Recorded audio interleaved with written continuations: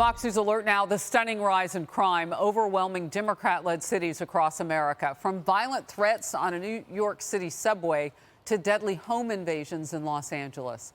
It's all sparking a national conversation and serious concerns about America's crime crisis and where the outrage over the violence will lead. You're watching Outnumbered. I'm Harris Faulkner. I'm joined now by my co-hosts, Emily Compagno, Kayleigh McEnany, Fox Business anchor Dagan McDowell, and in the center virtual seat on this fine Monday, former Utah Congressman and Fox News contributor Jason Chaffetz. Hey, everybody. Well, in New York City, police are searching for a man accused of threatening to kill a woman on the subway with wooden daggers. That happened just days after a PhD student was stabbed to death near Columbia University in Manhattan. The suspect was previously arrested 16 times, dating back to 2012. And was out on parole for a 2015 gang assault. Meanwhile, not even the wealthiest neighborhoods in Los Angeles are safe. Jacqueline Avant, philanthropist and wife of music legend Clarence Avant, was shot and killed in a horrific robbery in her Beverly Hills home last week. The crime was so shocking, even Oprah spoke out. She hopped up on Twitter with this. The fact that this has happened, her being shot and killed in her own home, after giving, sharing, and caring for 81 years, has shaken the laws of the universe. The world is upside down. Criminals are breaking into stores, too. We've seen that. There's plenty of video of it. A wave of dangerous smash and grabs costing businesses tens of billions of dollars. However, Congresswoman Alexandria Ocasio-Cortez, or AOC as she likes to call herself, apparently doubts whether rampant smash and grabs are actually even happening. Telling the Washington Times, a lot of these allegations of organized retail theft are not actually panning out. I believe it's a Walgreens in California cited it, but the data just didn't back it up. The data, the video, the experiences, all of it. Jason, what is she seeing that the rest of us apparently are imagining? She lives in a different universe. Look, this is sad. It doesn't have to be this way. These types of things, we need community policing, and then we need prosecutors who enforce the law. But they're not doing that in these democratic cities. And you know what? One of the best indicators, the metric that you can look at as to does America feel safe or not safe, are gun sales. Look at gun sales and ammunition sales. You go into a Cabela's or a place that sells ammunition, you can't even get it because America doesn't feel safe. And these Democrats are making conscious choices to defund or decrease the amount of money that goes into policing. The business community and the voters have got to stand up for themselves. I don't understand why these businesses aren't in there yelling and screaming at the mayor and the city council demanding that they be protected. And the consequence is the most poor, the most vulnerable among us, they're the ones that suffer the most consequences. That's what's so sad about this. You know, Dagan, I'm going to guess that those business owners don't feel heard because they've been screaming for over 2 years now. I mean, and when you get to the point where they pick the rioters over the small businesses and the citizens in cities like we've seen in Portland and Seattle, I guess you kind of get the word, right? You understand it, that they don't care about them. But this is going to hurt everybody.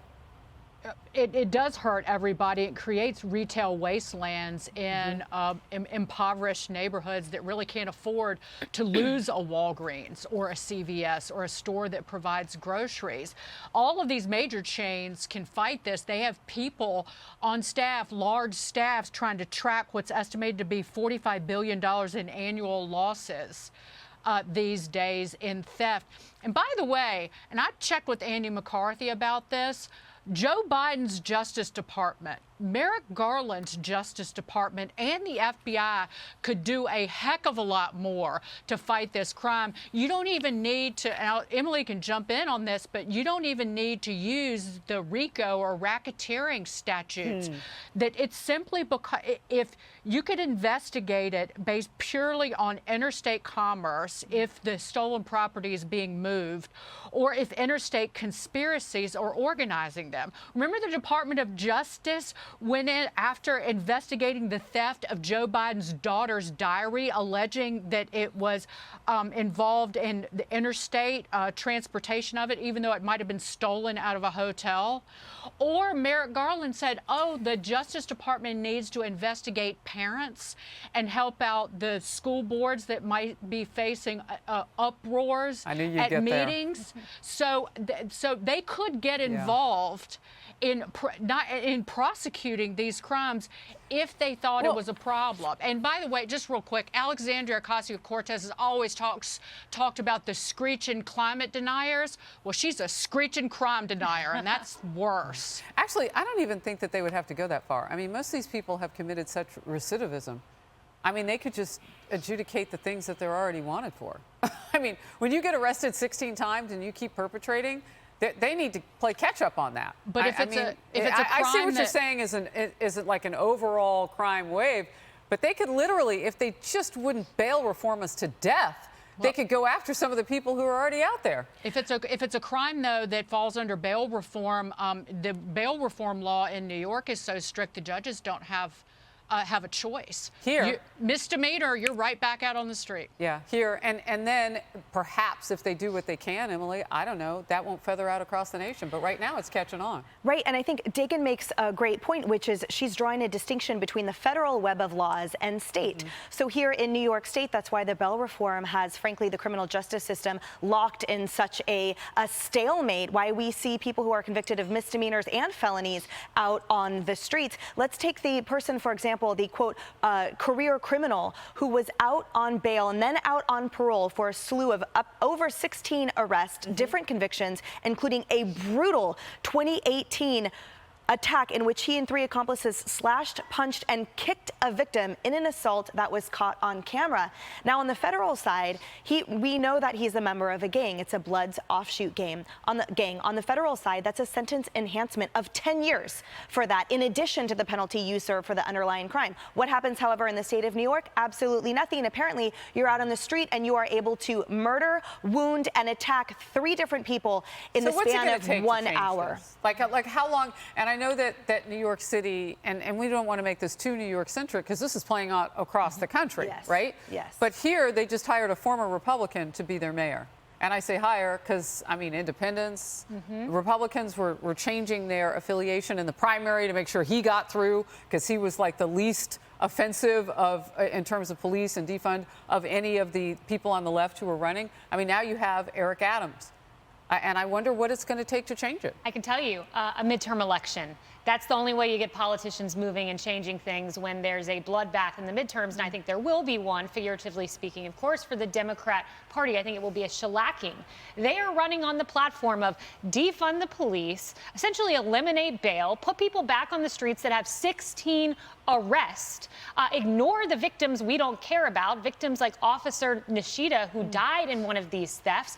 That's their platform. Best of luck, you guys. You had a member of your own party calling you out 2 years ago saying, let's not run on this. That was Spanberger who said that on a call. But they're running on this. And for AOC to deny this is happening, well, in LA, they arrested 14 people for 11 smash and grabs. Were those just imaginary people? Or those just imaginary smash and grabs? I think not. But Walgreens clapped back at AOC. Walgreens put out a statement. They said this, that organized retail crime is one of the top challenges. So good for Walgreens for speaking up against the foolishness we are hearing. Well, talk about workplace issues, too. I mean, how many people want to go to work if they know that they're going to have to face something like that? And in addition to all of the other things that their jobs now entail, like fewer coworkers on the job with them, because our workforce has more jobs than people in those jobs. I mean, there are just so many issues that layer this on. Those employees at Nordstrom, their grandmothers, their mothers, they were pepper sprayed, punched, and kicked during the 40-person smash and grab that occurred there in Walnut Creek the week before last. So you are absolutely right. We've had employees getting killed while trying to intervene. It is not worth their life, in addition to officers and shooting, things like that, protecting the media crew. So you are absolutely right. It's not just about retail theft. It's not just a crime of poverty, as the left likes to characterize it. These are resulting in murders, and they are absolutely making our city so unlivable, so untenable. Nothing about this should be downplayed whatsoever. AOC should talk about them. Well, AOC will have to open her eyes and actually see the people. Yes. Right. Yep. I mean, just look, they're there. They'll talk to you.